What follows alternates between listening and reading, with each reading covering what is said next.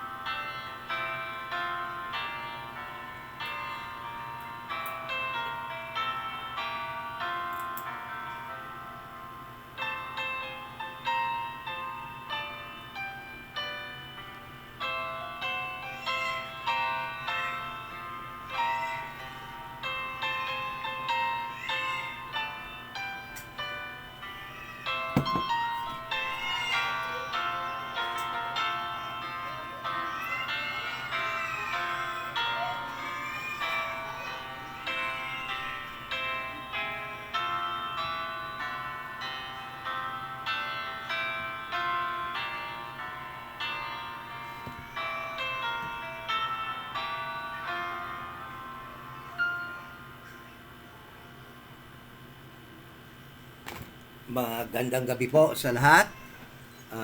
Sa muli, ngayon ay Wednesday, July 3. As promised, as scheduled, meron tayong Bible study sa araw ng Wednesday, sa gabi pala ng Wednesday.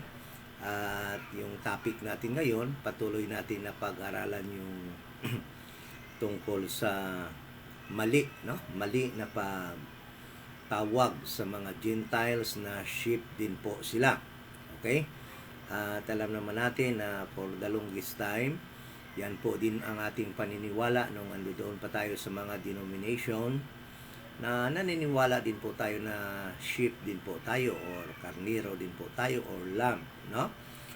Dahil nga nasanay na rin tayo noon na tumanggap lamang ng mga turo kung anong sasabihin ng ating pastor sa ating denomination kung saan tayo member.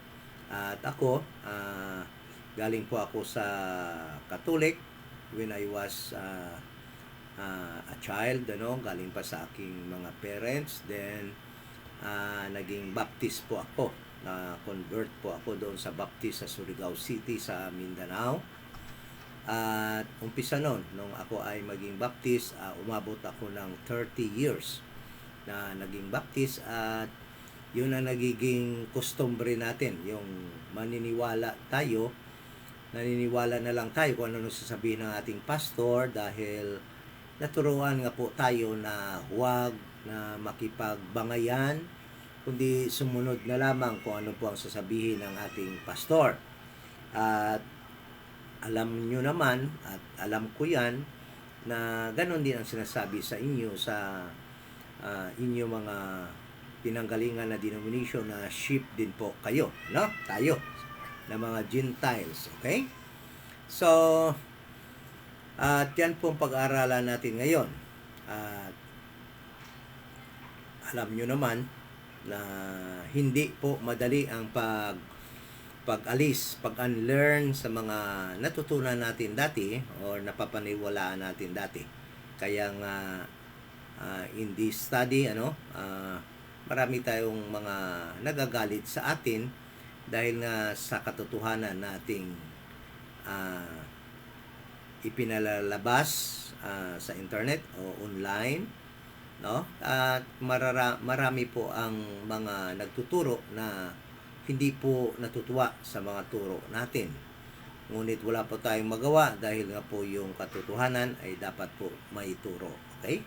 At bilang mga ambassadors ni Kristo sa panahon ito ng dispensation of the grace of God, that is our job. It is our work to tell the truth, no?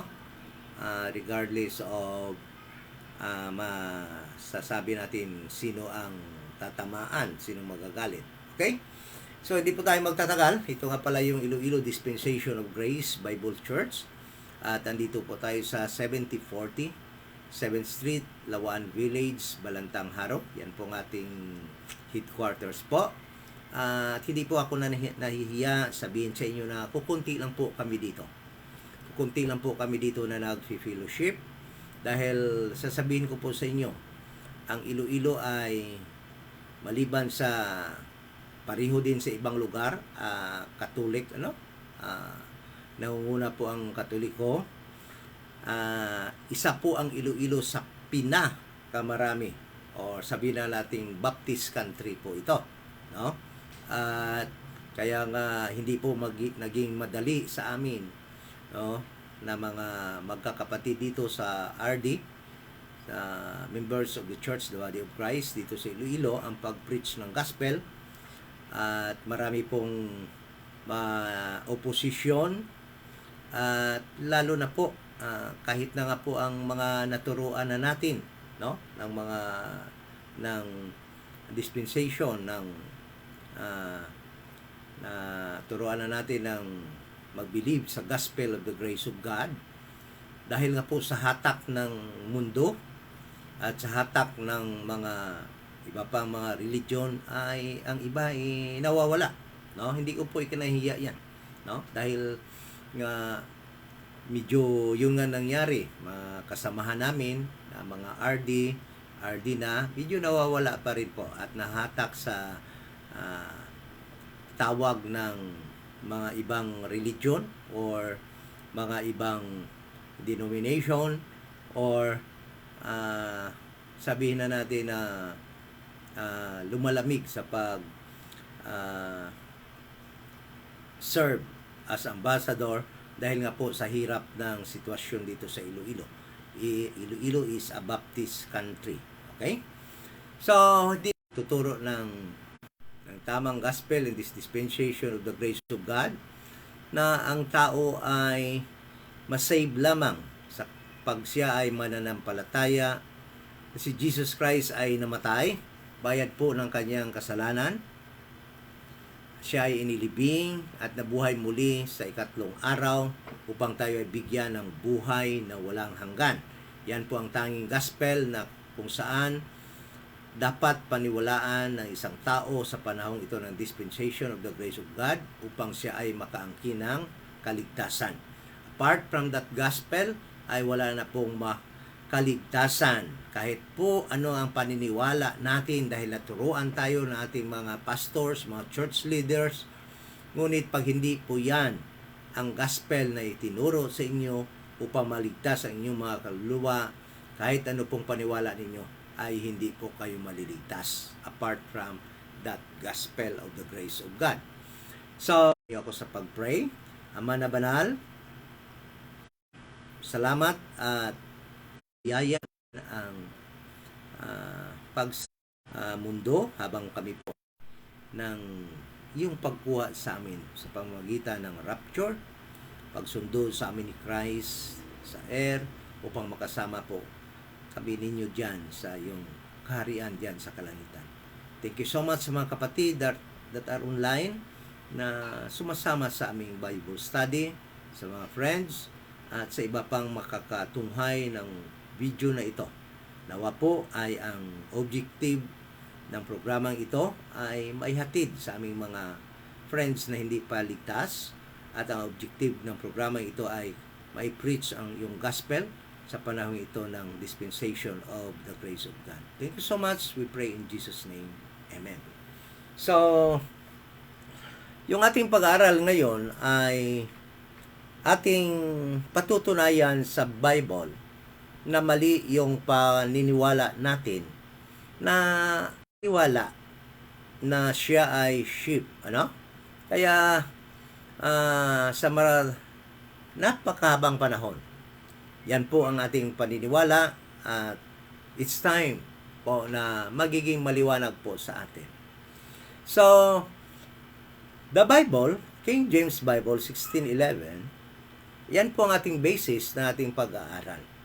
Pag hindi po naisulat sa Bible, hindi po natin pwedeng doktrina iyon. No?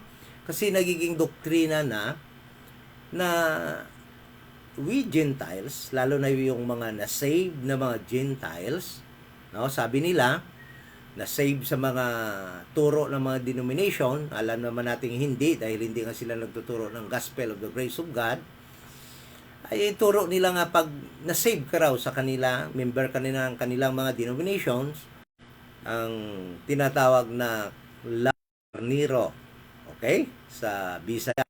Ngunit, sa totoo lang po, since na hindi natin makita sa Bible na ang mga Gentiles ever since, no? Umpisa pa doon sa Book of Genesis, never natin makita sa Bible na ang mga Gentiles ay tinawag na sheep.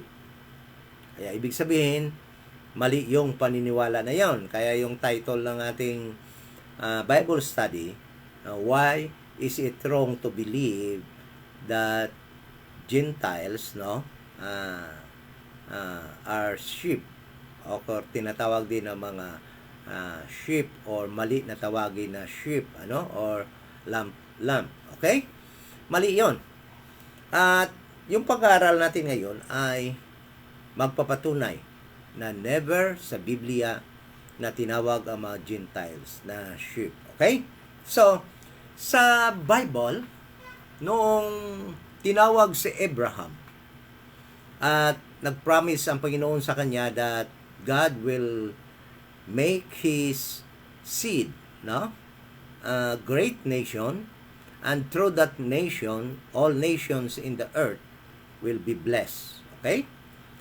So, ibig sabihin nun that God who will manifest Himself through miracles and power, through Israel, through the seed of Abraham, so that all other nations, will notice that there is a God in Israel, na mayroong Diyos sa Israel. At kung sino man yung Gentiles, whoever, na tinatawag na stranger, ibig sabihin na stranger, hindi ka anak ni Israel, hindi ka citizen ng nation Israel, yan ang tinatawag na stranger dito sa Biblia, ay pag nakita mo that there is a God in Israel and you will worship that God of Israel, you will be saved. Okay? At if you prepare to live in Israel, you will be allowed according to the Bible. But you have to follow the rules or the laws that Israel is following, the law that came from God, that was given to Moses. So, kailangan sundin mo yun. Okay? Kaya ang sabi ng Panginoon dito sa 1 Kings chapter 8 verse 41, He gave instruction to Israel, to the Jewish people. Sabi niya dito, moreover, concerning a stranger, ibig sabihin, not an Israelite, not a Jew, sabi niya dito, stranger, ibig sabihin, Gentile, a Gentile. So, moreover, concerning a Gentile, kung i-rephrase po natin, 1 Kings chapter 8 verse 41, that is not of thy people Israel, meaning a Gentile. So, a Gentile is a stranger. Okay? Kaya, is a stranger to nation Israel. Okay? At umpisa sa Genesis chapter 12, yan ang status ng isang Gentile. A Gentile is a stranger from Israel. Okay? But, kaya nga sabi dito sa Ephesians chapter 2, verse 11, Ephesians chapter 2, verse 11, sabi ni Paul, sabi dito ni Paul sa Ephesians chapter 2 verse 11, sabi niya dito, wherefore, remember that ye being in time past, starting Genesis chapter 12, time past, until sa Acts chapter 8, chapter 7, chapter 8, sabi dito, yan ang time past na tinutukoy ni Paul. Sabi niya dito, Gentiles in the flesh, who are called uncircumcision, by that which is called the circumcision in the flesh, made by hands. That at the time, sabi niya, ye were without Christ, being alien from the commonwealth of Israel, and strangers from the covenant of promise. So yan, ito yung sabi dito. Sabi naman ng God dito, sa 1 Kings chapter 8 verse 41, moreover, concerning a stranger, a person or a Gentile who was without God, outside from the covenant of promise, being alien from the from the Commonwealth of Israel, sabi niya dito, but cometh out of a far country for thy name's sake. Sabi niya dito, verse 42, for thee shall hear of thy great name and of thy strong hand. Through Israel, God can be heard by Gentile people, by the strangers. And if that Gentile person, stranger, apart from the nation Israel, alien from the covenant of promise, and a Gentile will go to Israel and worship that God, that person will be saved. Like the eunuch. Yun ang, kaya naligtas yung eunuch. Yun ang, the eunuch came from far country, but he traveled through Jerusalem because he believed the God of Israel. So that eunuch, his request was granted, and his request during the time was salvation. Okay? Kasi sabi niya dito, verse 43. Sabi niya, hear thou in heaven. Sabi niya dito, basahin natin tapos yan, verse 42, no? For they shall hear of thy great name, and of thy strong hand, and of thy stretched out arm, when he shall come and pray toward this house. When that stranger, a Gentile, who is not a citizen of Israel, okay, will come and worship the God of Israel in this house, in Israel. Okay? In the temple of God. Sabi niya, verse 43, God, hear thou in heaven thy dwelling place, and do according to all that the stranger calleth thee, for that all people of the earth may know that may know thy name, to fear thee as do thy people Israel, and that they may know that this house which I have builded is called by my name. Okay? So, ibig sabihin, alam ng Panginoon na mayroong mga Gentiles na through Israel, makikita siya ang kanyang power, ang kanyang might, ang kanyang pagka-God, then that person will worship Him, will believe Him, and will be added to His people, Israel, although they are Gentiles. But, what I'm trying to prove, kahit na nga nagiging accepted sila, no, ng God, but never they were called by God sheep. Hindi pa rin sila tinawag na sheep. Oh? Kaya it is wrong to call Gentiles people as sheep. Okay? So, mali talaga yun. Natawagin ng Gentile na sheep. Okay.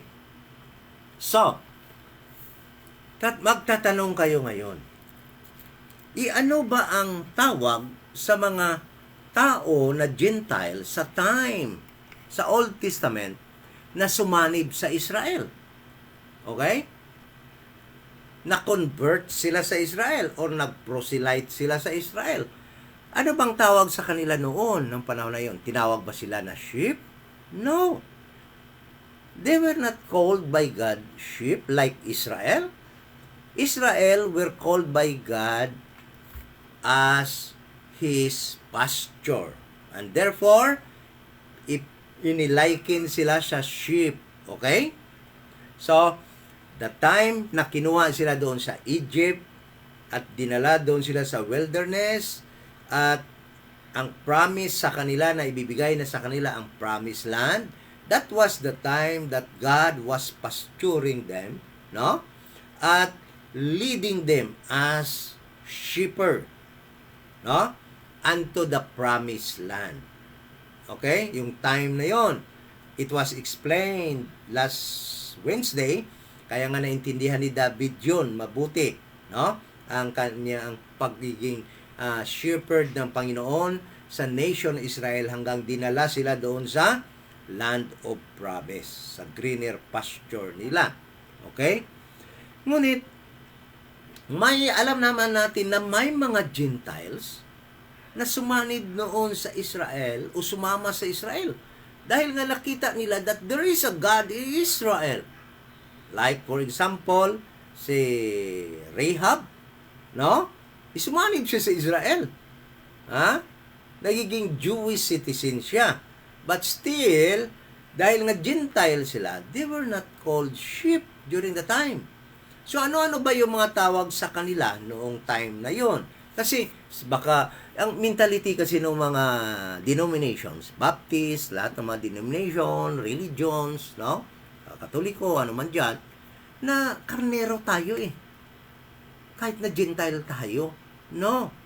Never na tinawag na sheep sa Bible ang Gentile. So ano ang tawag noon sa mga tao sa Old Testament, sa time pa nila ni Moses, na umanib sa kanila ng mga Gentile? So, ito, titingnan nyo. In Exodus chapter 12, may mga sumanib na noon sa Israel na mga Gentile na tinatawag na mga stranger. So, tingnan natin, tinawag ba silang sheep? No.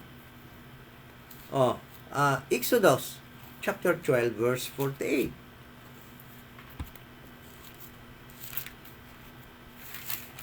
Exodus, ang chapter ng ito, ng Exodus, ito yung time, chapter 12, ito yung time na lalabas na ang mga Hudyo doon sa Egypt. Okay? Ito yung verse 1. And the Lord, basahin muna natin ang verse 1, no? Para maintindihan natin, malaman natin na itong chapter ng Exodus, chapter 12, ito yung time na lalabas na yung mga Hudyo from Egypt, from their bondage, no? For more than 400 years. Sabi dito, and the Lord spake unto Moses, and Aaron, in the land of Egypt, saying, this month of what? Abib. This month shall be, or Nisan or Abib. This month shall be unto you the beginning of months. It shall be the first month of the year. Okay? Yan yung aalis na sila sa Egypt. At lahat ng instruction na gagawin nila, sinabi ng Panginoon sa kanila. And in verse 48, mayroong instruction sa kanila ang Panginoon. Ha? Sabi ng Panginoon sa Israel, through the leadership of Moses, sabi niya, and when a stranger, kung andun na sila, no? Sabi niya, and when a stranger shall sojourn thee. Okay? Ano ibig sabihin ng sojourn? Yung pupunta sa kanila, mag-join sa kanila, pupunta sa Israel, no? Sojourn. Or doon titira na, sabi niya, shall sojourn thee and will keep the Passover of the Lord. So, gusto niya ng stranger dahil naniniwala na siya, mayroong God ng Israel, and he believed to that God of Israel, at mag-sojourn niya sa Israel, o doon siya titira sa Israel, sabi dito, and will keep the Passover, the feast, isa sa mga major feast of Israel, ang Passover, crucifixion, then ang tawag dito, ang unleavened bread, first fruit, ang mga feast of Israel, no? But specifically, it was mentioned the Passover, sabi niya, let all his males be circumcised. So lahat ng mga lalaki should be circumcised according to this verse. And then let him come near and keep it. Sabi niya, lumapit na siya and ikip na niya ang mga laws of Israel. And he shall be as one that is born in the land. So, that person, no, ay ititreat na rin siya kagaya ng mga Jewish mismo na ipinanganak na mismo doon sa land of Israel. The land of promise sa Canaan. Okay? For no uncircumcised person shall eat thereof. But kailangan niyang ma-circumcise. That is the number one requirement sa isang mag-sojourn sa Israel or mag-proselyte o mag-convert. Okay? Sabi niya, one law shall be to him that is homeborn. Isa lang yung law nila sa mga ipinanganak din na mga Jew. That is homeborn. Okay? Sabi dito, and unto the stranger that sojourneth among you. So, the Gentiles, no, na-convert, nag-proselyte, nag-live na sa Israel, at dahil nag-believe siya that there is a God in Israel, he believed that God of Israel, he should be circumcised. He should obey the law that was given to Moses. Sabi dito, magiging isa ng yung law nila na susundin ng mga homeborn at saka itong nag-sojourn. So, but this Gentile never been called sheep, but sojourner. Okay? Let us continue. Verse 50.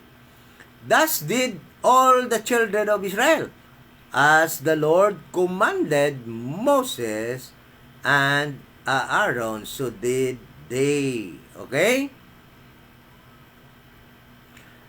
Sabi dito, and it came to pass that selfsame day that the Lord did bring the children of Israel out of the land of Egypt by their armies. So, paano daw? The Gentile or stranger that will join Israel never been called sheep in this verse, but what? Sojourner. Sojourner. Okay? So, and these Gentile people, according to the Bible, should be treated well by the Jewish people. Okay? Kaya yung totoo na mga Jew, no? Never sila magiging matawag dito harsh or magiging mabagsik sa mga sojourner sa kanilang nation, because God commanded them, no, to treat well the stranger or the Gentiles that will decide to become Jewish or proselyte or to decide to become part of the nation Israel. And I'll give you verses for that. Exodus 20-21. Exodus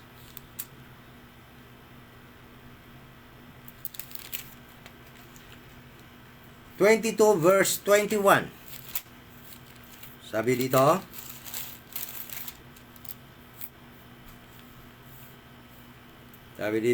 thou shalt neither vex a stranger, nor oppress him, for ye were strangers in the land of Egypt. So, pinamukhaan sila ng Panginoon, kayo mga strangers din dati kayo sa land of Egypt. Kaya, yung mga Gentile, yung mga strangers na mag-join sa inyo, never na magiging malupit kayo sa kanila. Kailangan, you should treat them well. Okay?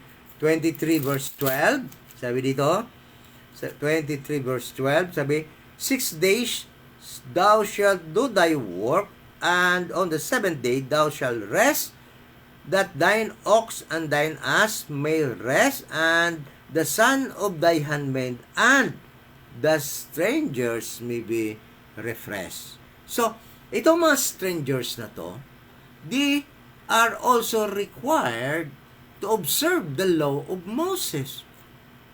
What law?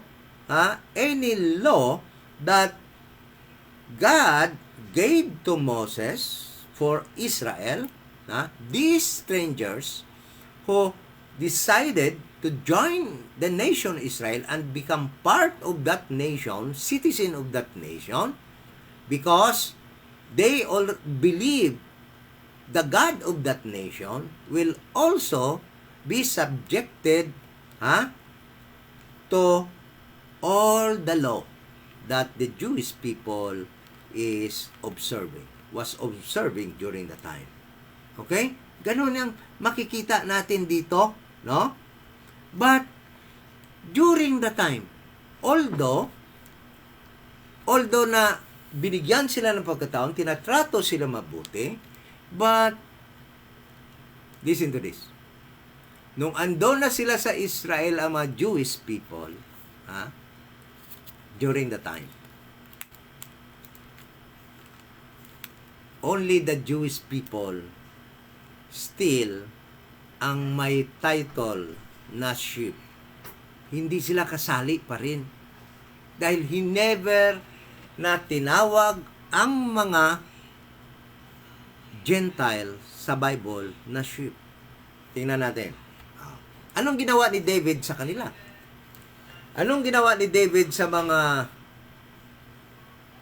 stranger na ito?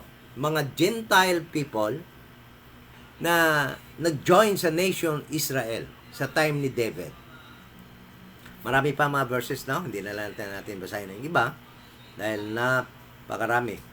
Sabi dito, sa panahon ni David, itong mga Gentile na ito, ginawa lang silang mason.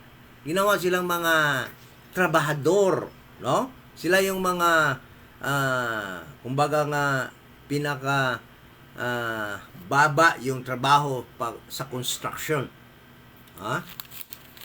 First Chronicle chapter 22 verse 2. Although nga part na sila sa nation Israel, but itong mga stranger na ito, ginawa ni David, mga laborer sa construction. First Chronicle chapter 22 verse 2. Sabi dito, and David commanded to gather together the strangers that were in the land of Israel. And he set masons to hew wrought stones to build the house of God. So, nung later part na ng life ni David as king, that was the time na nagumpisa na sana siya magpatayo ng building para sa Panginoon. At talagang lahat-lahat ng mga needs, pangailangan, including architecture, including plans for the building, including ng mga materials at mga workers, talagang sinit up na talaga lahat ni David.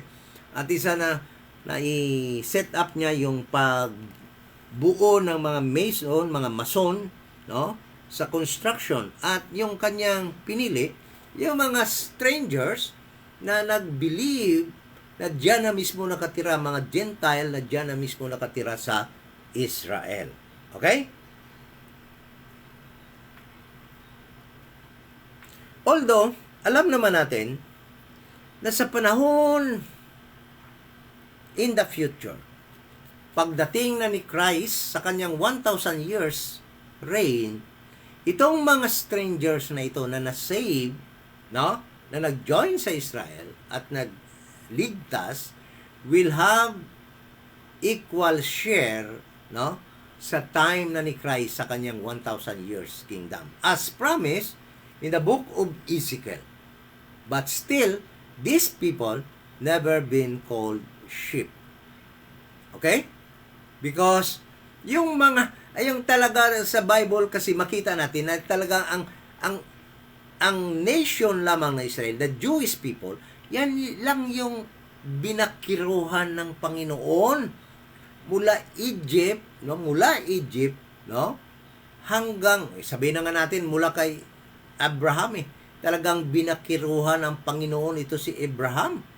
Pinoteksyonan, sinuplayan, pinakain, sinustintuhan, hanggang nga magiging dumami ang kanyang mga anak, ang kanyang lahi at naging nation, at nag-promise, kasi yung promise naman talaga is umpisa pa kay Abraham that God will give them a land.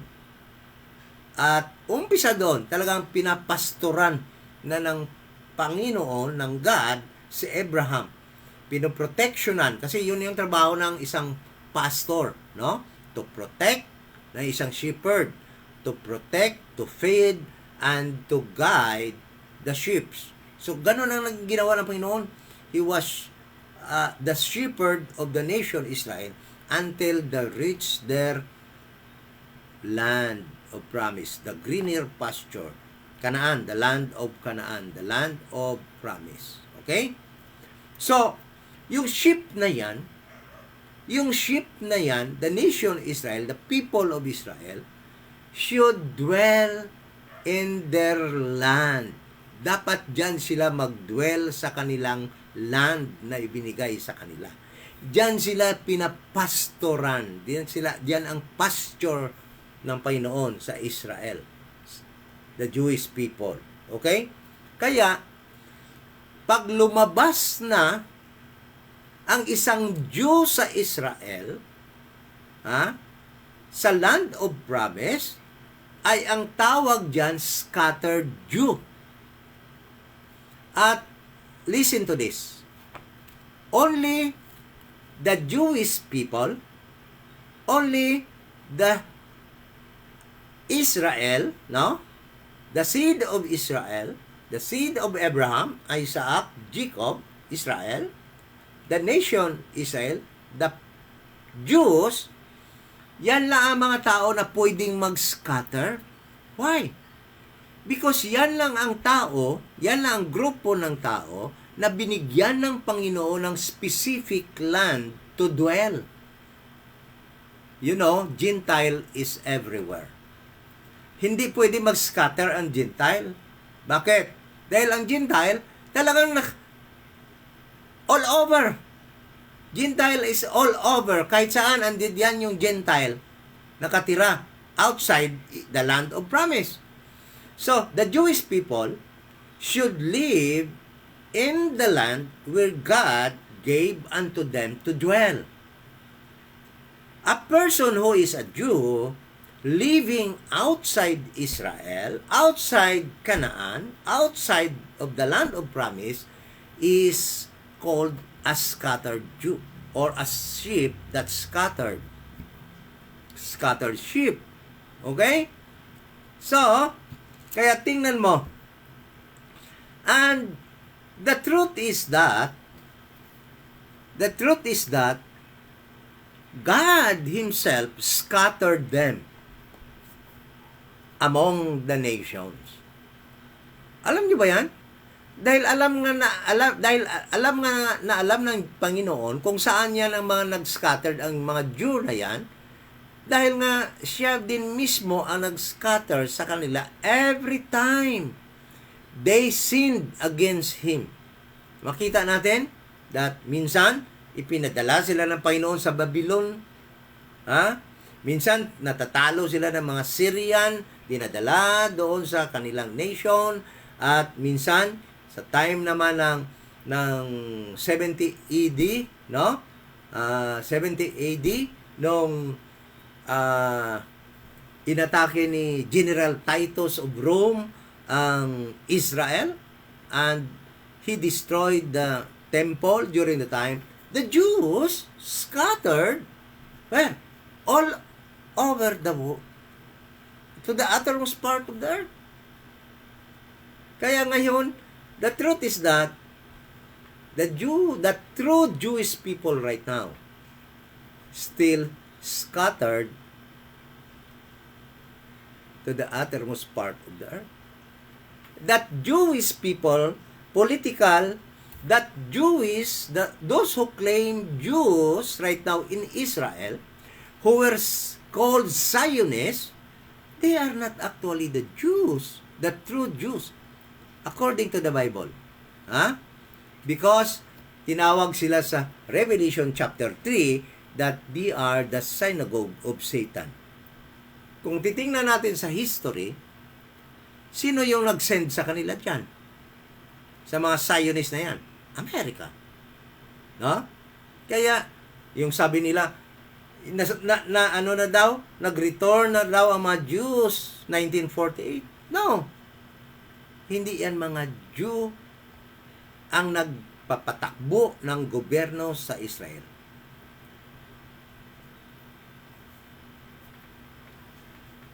So, where are the Jews right now? Yes, they scattered around the world. 70 AD. So, sa time ni Christ, no, bago siya dumating,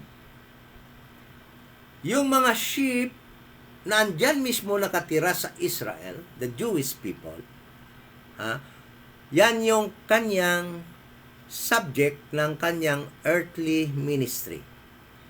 Kaya sabi ni Kristo, I am not sent but to the lost sheep of Israel. Matthew 15:24. Okay? So, ibig ko sabihin, ganito yon. Yung mga Jew, yung mga sheep, ay nag-scatter. And God scattered them. Tingnan natin. God, Jeremiah 31:10. Because of their sins. Jeremiah 31:10. Sabi dito, yung mga sheep na yan, alam naman natin, yung nakaraan, identified na natin kung sino yung tinatawag na sheep. The Jewish people. So, yung mga sheep na yan, nag-scattered. Sabi dito, 31:10, sabi dito, Hear the word of the Lord, O ye nations, referring to the Gentile nations, and declare it in the Lord Israel will gather him and keep him as a shepherd does his flock. So, anong sabi ng Panginoon dito? Hear the word of the Lord, O ye nations. Yeah, kayo mga nations, pakinggan nyo ang salita ng Panginoon. He, referring to himself, God, he that scattered Israel, will gather him. Who will gather Israel? The sheep who God scattered to the nations. Sabi niya, siya mismo mag-gather. Will gather him and keep him as a shepherd does his flock. Sino shepherd? God. Sino ang flock? Israel. So, itong sheep nito, nag-scattered. At alam naman natin, hanggang sa time ni Christ, ilang beses nag-scattered itong mga Jewish people. Jeremiah 50:17. Jeremiah 50:17. Sabi dito,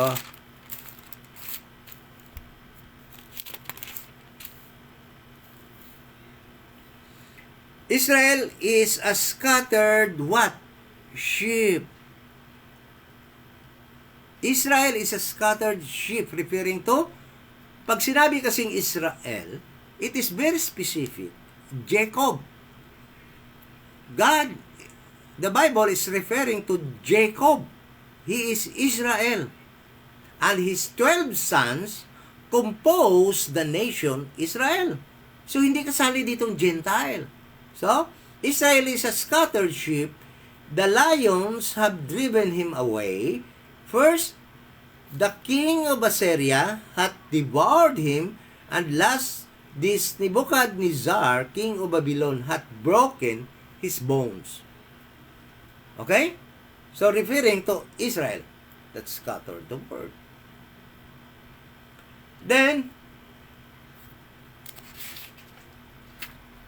the book of Judah at the book of Lamentation was very specific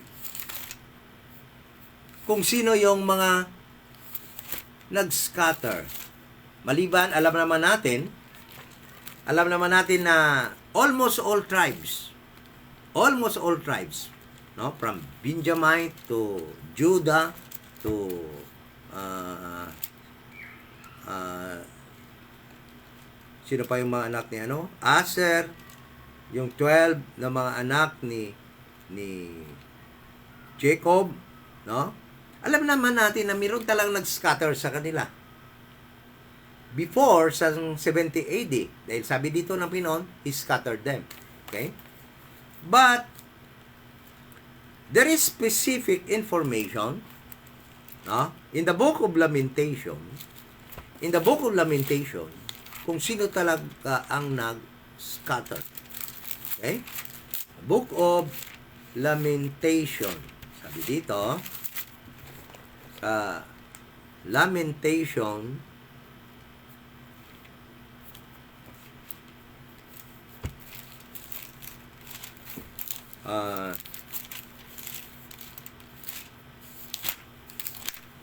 chapter 1. Okay? Lamentation chapter 1.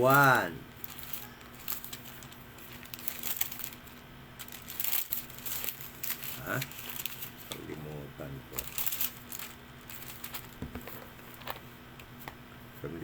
Saan yung Lamentation. Lamentation chapter 1. Sabi dito, Jeremiah.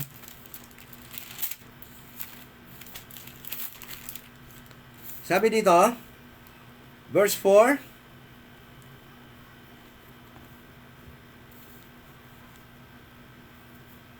Verse 3, Judah is gone into captivity.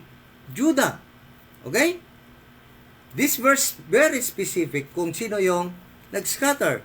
Judah is gone into captivity because of affliction, and because of great servitude she dwells among the heathen.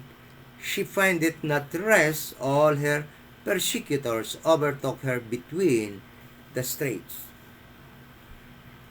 The ways of Zion do mourn, because none come to the solemn feast of her gates.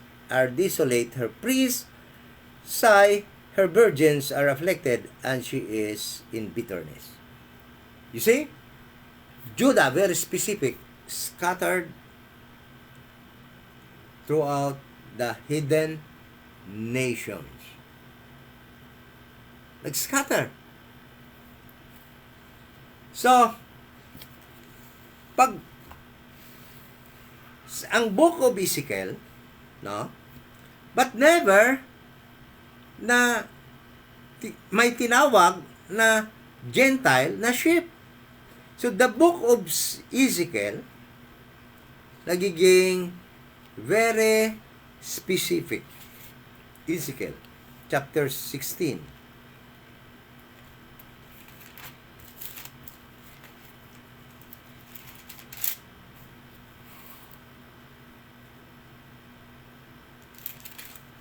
Ezekiel chapter 16.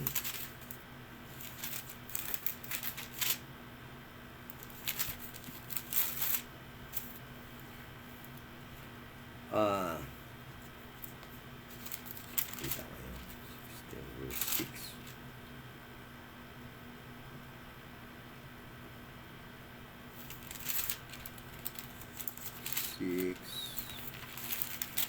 6 verse 6.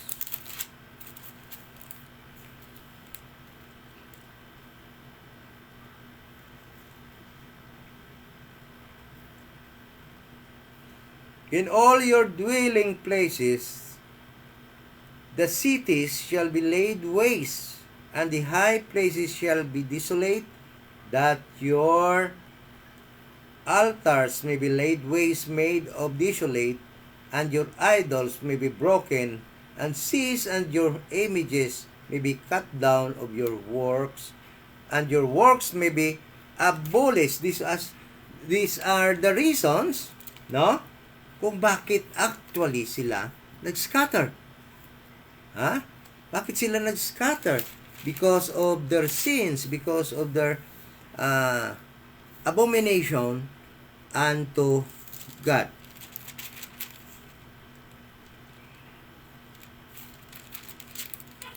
So,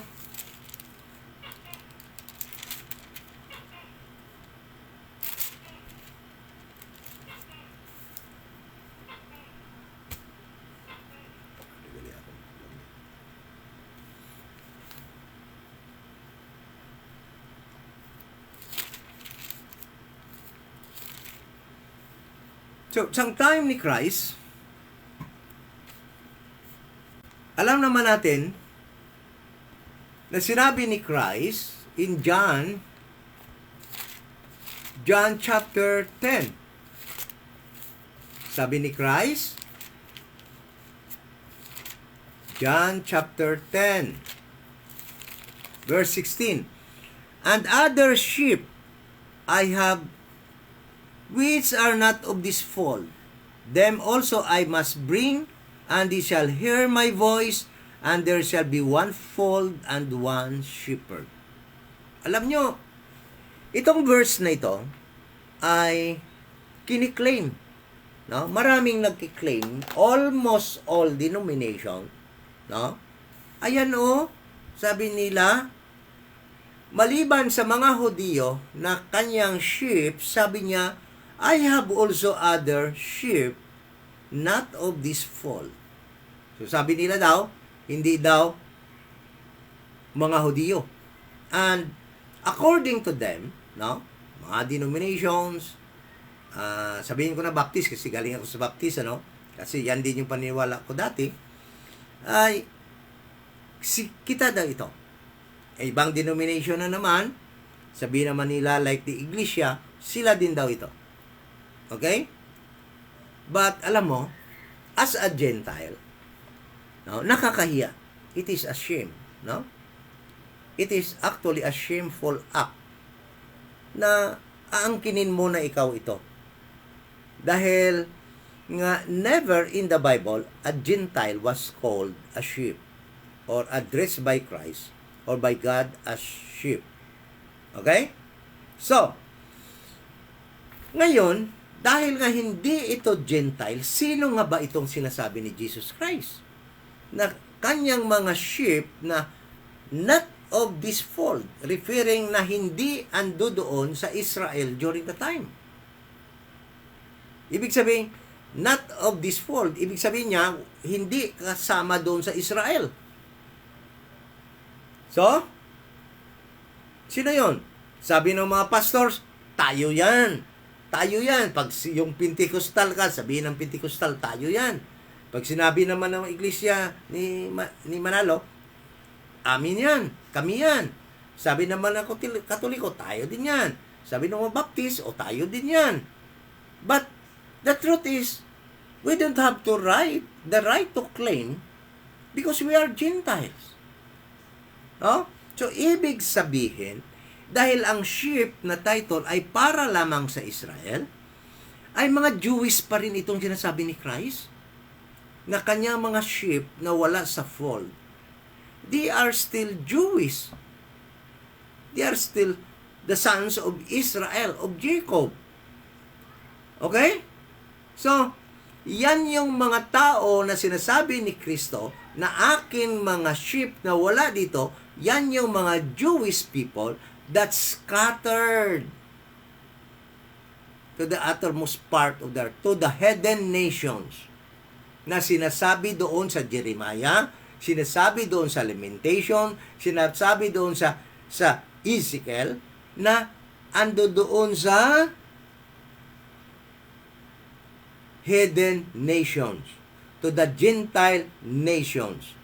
Kaya nga, alam mo, kaya nga yung sinasabi nilang diyan sa Matthew chapter 28, verse 19 to 20, that was the time.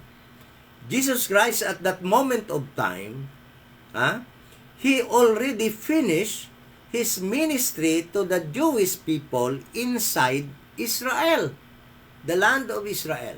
In fact, the Jewish people in the land of Israel, represented by their government officials and religious leaders, killed Jesus Christ, crucified Jesus Christ.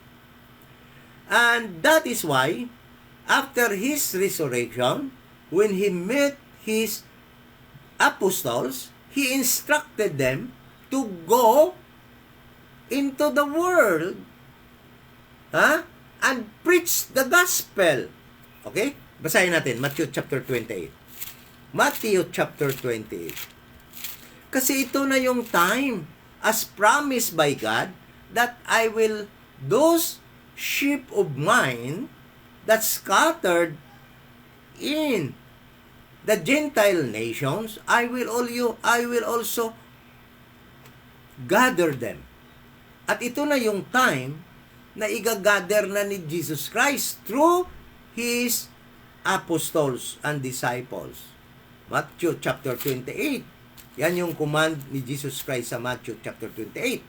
At this moment of time, na-resurrection na si Jesus Christ. But at that moment of time also, He already finished His ministry to the Jewish people living inside the land of promise. Now, it's time for Him to reach out those Jewish people that scattered to the Gentile nation. That is why He commanded His 12 apostles, 11 during this time, in Matthew, dahil hindi pa nga napalitan si Judas ni Matthias. Then sabi dito, sabi niya, alam mo, this command, ito pa isang nakakahiya. Yung lalo na yung mga church na nagpadala ng mga missionary, using this verse, no? Na kailangan daw magpadala ng mga missionary, manghihingi na naman ng pera galing sa mga tao dahil magpapadala ng missionary, susuportahan ng missionary. But alam mo, this command was very specific to His apostles, to the Jewish people. Peter, being the leader, and the his 11 companions, no, were apostol to the Jews, hindi sa mga Gentile kagaya natin. And the command at this moment of time is for them to go to the world, to reach out those Jewish people who scattered to the Gentile nation. Napakadaling intindihin ito kung marunong ka mag-rightly divide. Kaso lang, yung almost all denomination right now believe that all in the Bible is to them. Akala nila, dahil sinabi ito ni Kristo sa mga apostoles niya noon, akala nila sinasabi din ito sa kanila. No. This command was very specific, a command of Christ to His 12 apostles and disciples during the time. Sila yung magre-reach out, hindi kayo. Huwag kayo nang padala ngayon ng mga missionary. Pinipera nyo lang yan Sabi dito, go ye therefore and teach all nations what to teach? The gospel of the kingdom, that their kingdom that was promised to Abraham, Isaac, Jacob is at hand. Ibibigay na sa kanila ang kingdom na 1,000 years reign ni Jesus Christ. Okay? Sabi niya dito, and preach the gospel. Go ye therefore and teach all nations, baptizing them in the name of the Father, and of the Son, and of the Holy Ghost, teaching them to observe all things whatsoever I have commanded you. And lo, I am with you always, even unto the end of the world. Alam nyo, isang time na yon, yung mga apostles, they were very powerful. They were baptized with the Holy Spirit in Acts, just to perform this command. Reaching those Jews outside Israel. Sila yon, ang mga sheep na nag-scatter outside Israel. Sila yung other sheep that was mentioned by Jesus Christ in John chapter 16. It is not you if you are a Gentile. And sa ngayong panahon ito, walang sheep ngayon. Because Gentile and Jew In this dispensation of the grace of God, pareho lamang. Ha? We are all declared as sinners at this moment of time. Wala nang, at this moment of time, sa dispensation of the grace of God, walang chosen people. Why? Because God is not dispensing right now law, or not working, not actually doing the prophetic program to Israel, but dispensing the dispensation of the grace of God, the mystery program of God to the Gentiles, to all people. Okay? Kaya tingnan mo, sabi ni Jesus Christ sa Mark, ganun din. Tingnan mo sa Mark. Ito yung pagkatapos na niya ma-resurrect. Mark chapter 16. Anong command ni Jesus Christ? And he said, Mark 16 verse 15, and he said unto them, Go ye all into the world and preach the gospel to every creature. He that believe and is baptized shall be saved, but he that believeth not shall be damned. And these signs shall follow them that believe in my name. Shall they cast out devils, they shall speak with new tongues, they shall take up serpents. Yan, ang utos na yan, kasama, pareho lamang doon sa Matthew chapter 28 verse 24, and yan lahat ay na-supersede ng command ni Jesus Christ sa Acts chapter 1 verse 8. Ito na yon sa Acts chapter 1 verse 8. Sabi niya, wala namang kaibahan eh. Sabi niya dito, sabi niya, Acts chapter 1 verse 8, ano yung command niya? But ye shall receive power after that the Holy Ghost is come upon you, and ye shall be what? Witnesses unto me, both in Jerusalem, umpisa sa Jerusalem, which is tapos na nila noon. Then tapos pa, sabi niya, unto Samaria, in Samaria, and unto the uttermost part of the earth. Kaya alam mo, nung pagpunta na ng mga Jews nila Peter, no, at ng mga disciples sa Gentile nation, yung kanilang tinuturuan ay mga Jews lang. Hindi sila nagturo ng Gentiles. Kasi yung instruction sa kanila is to reach out those scattered Jews, scattered sheep. So, itong mga sheep na ito yung tinatawag na other sheep, which was not in this fold. Hindi mga sheep, mga Jews na wala sa Israel noon. Hindi yun mga Gentiles. Kaya yung mga naniniwala na Gentiles yun, maling-mali yun. Hindi tama yun. Kaya yun ang title natin, Why is it wrong? To believe that the other sheep called by Jesus Christ in John chapter 10 verse 16 are Gentiles. It is very wrong. Yung other sheep na yan yung mga nag-scatter before Jesus Christ came into this world, na mga buhay pa nandoon sa Gentile nation. Doon na sila nagtumira, hindi na sila nakabalik sa Israel, specifically the seeds of Judah that was mentioned in Lamentation. And alam naman natin na meron pa rin maraming mga Jews na galing pa sa mga kapatid ni Judah, no, na nag-scatter din sa Israel, outside Israel, sa Gentile nation. So sila yung other sheep na tinatawag ni Jesus Christ doon sa John chapter 10 verse 16, na kung saan inutusan niya ang kanyang mga apostles na pupuntahan nyo doon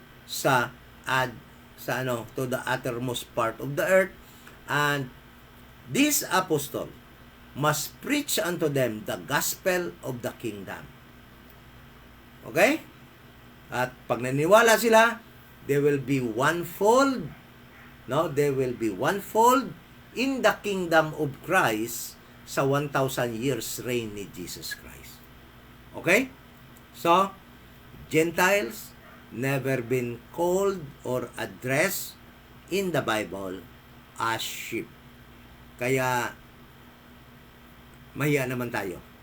Huwag nating nakawin yung title na hindi ibinigay sa atin. Pag hindi tinawag sa Bible, huwag natin i-twist, no? Para mapaganda yung sitwasyon natin. No? So, alam nyo, the truth is this.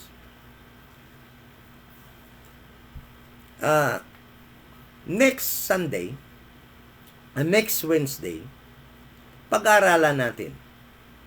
Why, ito, isang expose ito yung next Wednesday.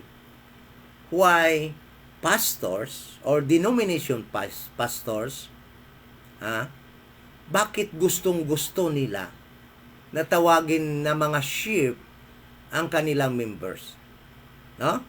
So, this is an expose actually. Next Wednesday. Bakit? Alam naman nila yan eh. The sad thing is this, sabi ng mga pastors ng mga denomination, let us believe what the Bible says. But the truth is, they don't believe what the Bible says. Gagawa sila ng kanilang sariling turo at gusto nila yan ang inyong paniniwalaan. Kagaya ng doktrina na yan, na ang mga Gentile daw ay sheep. Never in the Bible we can read that the Gentiles were called sheep. No, not a single verse sa panahong ito. And the reason why they want to believe that you are a sheep. Okay? So next Wednesday, let us expose the reason behind bakit gustong-gusto nila kayo na mga members nila maniwala na mga sheep kayo. Okay? Then, titingnan natin kung anong karakteristik ng isang sheep. Tuwang-tuwa sila noon eh. No? Tuwang-tuwa sila. Kasi sunod-sunuran na lang kayo sa kanila. Okay? So,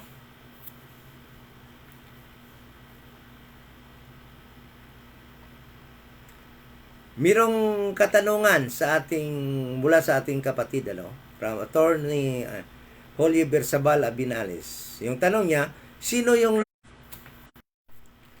according to Revelation, ito yung sagot, attorney. According to Revelation chapter 3, yung church sa Philadelphia ay mirong aral na sinabi si Jesus Christ doon sa Revelation chapter 3. Sagot po ito sa ating kapatid ngayon, na taga Mindanao, si Attorney Julio Bersabal Abinales. Ang tanong niya, sino yung namumuno ngayon sa Israel?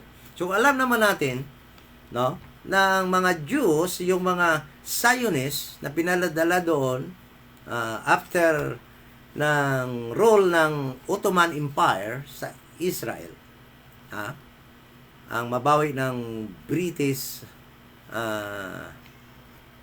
allied forces noon, pinadala doon ng mga Zionists. The truth is that they are not the Jews, they are not Jews in blood, no? They are the people of actually the opposite side. So, according to the Revelation chapter 13, in verse 9, sabi ni Jesus Christ sa church sa Philadelphia, no? Isa sa mga church sa tribulation period na tatakbo doon sa Asia Minor, part of Turkey, dahil nga ipipersecute yung mga believers, yung mga remnant, okay? Sabi nito, behold, I will make them of the synagogue of Satan, which say they are Jews, The truth is they are claiming that they are Jews right now, the one running the government in Israel. And are not. But sabi dito, they are not. But do lie. Nagsisinungaling sila. Behold, I will make them to come and worship before thy feet, and to know that I have loved thee. The church in Philadelphia. So sabi dito, they are the synagogue of Satan. They are the people of Satan. The one running the government in Israel right now is not the Jews. Although they claim they are Jews, but they are the synagogue of Satan. Okay? According to the Bible. So,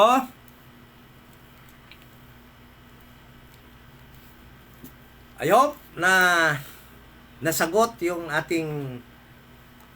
John chapter 10 verse 16, kung sino yung tinutukoy ni Kristo diyan na other sheep which was not of that fold in Israel. So, meron siyang sheep doon, meron siyang katauhan doon sa Israel, that Jesus Christ centered His ministry during His earthly ministry in the flesh, because the time He was sent only to the Jewish people. But He commissioned His apostles and disciples to reach out those other sheep na kanyang other sheep doon sa Gentile nation. Kaya the command from the very beginning that the 12 apostles and his disciples must go only to the Jewish people was not actually changed. Did not change. Hindi nagbago yun. Kaya nang inutusan sila ni Kristo na pumunta na kayo sa Gentile nation, to the uttermost part of the earth, their job is to reach out those other sheep, those other Jewish people, not the Gentile, that was called by Jesus Christ His other sheep, which was not in the fold of inside the land of Israel. Kaya tingnan mo. But nung tinawag niya si Paul, sabi ni Paul, go to the Gentiles. Okay? But nung inutusan niyo ng 12 apostles, go to the uttermost part of the earth, to the Gentile nation, but specifically, anong sabi sa Matthew 10, 5-7, do not go to the Gentiles. They must go to the Gentile places to find Jewish people whom Jesus Christ called my other sheep, which are not living in Israel, but living in the Gentile lands. Yun yung mga sheep na yon. Sana po naging maliwanag sa atin, Hindi tayo mahulog lamang sa bitag, sa mga maling turo ng mga pastors of denominations, leaders ng mga religious group who actually do not understand the Bible. The reason for that, why they do not understand the Bible, because they do not rightly divide. They mix all in the Bible and pick beautiful verses, then apply na sa kanila kaagad. Okay? So, yung sheep, yung title na sheep na yan, isa sa maling-maling doktrina na pinapakain sa atin ng mga Gentiles na tayo ay sheep din. Never in the Bible tinawag tayo yung sheep. In the Bible, we were called dogs, goats, unclean. Ang sheep ay nagre-represent sa clean, chosen people ng Panginoon. The Jews, the seed of Abraham, Isaac, and Jacob. Yan yung mga sheep sa Bible. Okay? Thank you so much. At ito nga pala yung Iloilo Dispensation of Grace Bible Church. At andito tayo sa 7040 7th Street, Lawan Village, Balantang Haro. If you are an RD at andito ka sa Iloilo, you can join us sa ating Bible studies every Sundays, no?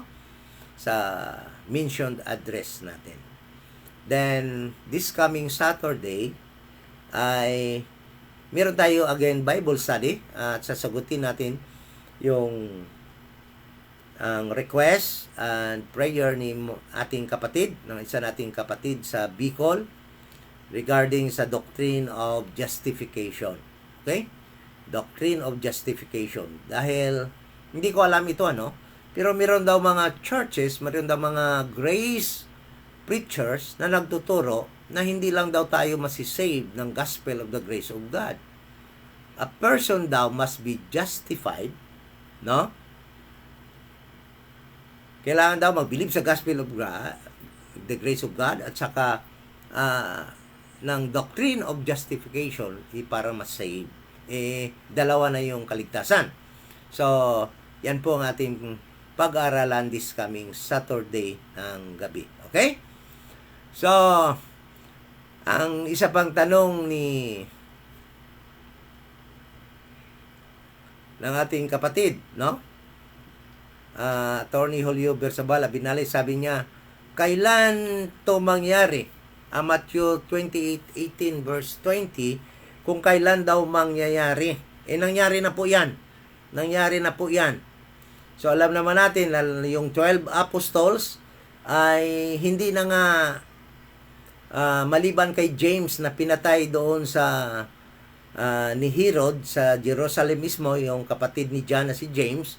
Yung ibang mga apostolis talagang outside Israel na namatay sa ibang mga nation countries dahil sinunod nga nila yung utos ni Jesus Christ na pumunta to the uttermost part of the earth, no? Go into the world and preach the gospel, teaching them, yung utos niya sa Matthew 28:18 to 20, ay nangyari na po yan. Kung titingnan natin, from Book of Acts, chapter 7, nang ma-fill ang Israel, ay ginawa na ng mga apostolis yan hanggang Acts chapter 12. No? Kaya sa Acts chapter 13, doon na nag-umpisa yung kanilang pagdiminis, at saka si Apostol Paul naman, doon talaga sa Acts chapter 13, nag-umpisa ng kanyang ministry dahil nga doon na-accomplish na ng mga apostles yung kanilang pag-obey sa Matthew chapter 28 verse 18 to 20. Okay? Nagawa na po nila yan.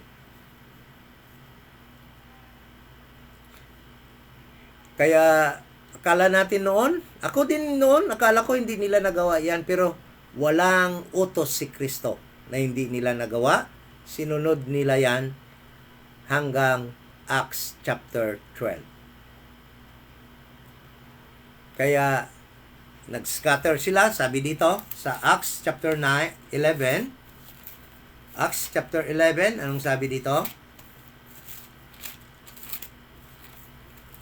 Nag-scatter sila at nag-preach sila ng gospel. Acts chapter 11 verse 19, sabi dito, now they which were scattered abroad, including the apostles, because of persecution that arose about Stephen, traveled as far as Phoenix, Cyprus, Antioch, preaching the word to none but unto the Jews only. So, yung mga apostles na yung nag-scattered, they preached the gospel unto the Jews only. Obeying the command of Jesus Christ in Matthew chapter 10 verse 5 to 7 that they should not go to the Gentiles but preach only to the lost sheep of Israel outside Israel during the time, because they obeyed the command of Jesus Christ to reach out those other sheep na meron siya na doon nakatira sa outside Israel. Nakatira sa Gentile nation. Okay? So, done. Kaya, done na yung command na yun. Kaya yung mga denomination ngayon, padala pa ng missionary kung saan-saan dahil nga akala nila hindi pa na-obey yan ng mga apostles. Yung Matthew 28 leaders ng mga churches ngayon, hindi talaga naintindihan nila yung Bible. No? Doing the command that was not commanded unto them. Matthew chapter 28 verse 18, Acts chapter 1 verse 8 was a command of Christ specifically to his 12 apostles and disciples during the time. Huh? Not to us today in this dispensation of the grace of God. There is no need for us to send out missionary today. Because everywhere, wala tayong kailangang abutin na sheep na tumira na nag-scatter. Ang pinapaabot ni Christ noon na time na yan sa kanila, yung mga sheep, other Jews na hindi nakatira sa Israel, na nag-scatter doon sa Gentile nation, yun ang aabutin nila ni Peter at sa kaniyang grupo. Tayo ngayon, wala tayong sheep na aabutin. Because all Gentiles, we are all Gentiles. Including Israel ngayon. And in fact, Israel scattered ngayon after 70 AD when General Titus besieged Jerusalem and destroyed the temple. During the time, all Jewish people scattered around the world. They are now in the world. When will be their gathering? By the time Jesus Christ will arrive. Okay? But the command in Matthew chapter 28 done already by the 12 apostles, including the replacement of Judas. Tapos na yun eh. Tapos yung mga sungak-sungak sa kwarta ng mga pastors ngayon, pahingi ng hingi sa mga members, padala daw ng missionary. Lako, talaga naman. No? Manghingi ng pera sa mga members. Kakawawa naman kayo mga members. Trabaho kayo ng trabaho, din bibigyan nyo lahat pastor nyo. Si Apostol Paul, nagtrabaho. Sabi ni Apostol Paul, para hindi ako pabigat sa inyo. Nagtrabaho ako day and night to sustain my needs, no? Upang tustusan kong sarili ko. Dahil ayokong magpabigat sa inyo. Yung mga pastor na yon, pabigat sa mga members. Pati pag-aral ng kailangan anak, gusto mga members magpapaaral. Pagkain nila sa misa, members magpapakain sa kanila. Pati yung magpapatayo ng bahay, no? In this dispensation of the grace of God, no more pastor. Natapos na yung work ng mga pastor. We have bishop, ambassadors, elders. Those are the church leaders of today. Ayaw lang kasi nila, napakasarap kasi ng title na pastor eh. Authority. So, ano yung PBMA? Mga PBMA. So, thank you so much, no? At thank you sa inyo pag-join. Kasama din natin pastor na yata ito. Si Brother Brian Likayan. So, thank you for joining us. Yung mga kapatid natin, no? Jean Manos, Khalid, at Ma'am Shirley and Didian. So, thank you so much for joining sa ating Bible study. This coming Saturday, live ulit tayo at pag-aralan natin yung doctrine of justification by faith. So kung wala na tayong tanong, Ah, ano yon? Pastors, burit, membro, alaot. Baka pastors burot, membro alaot. Ganon siguro, hindi burit, burot. Ang sabi ni Attorney Bersabal Bainales, pastors burot, membro alaot. Bisaya 'yon, ano, Bisaya.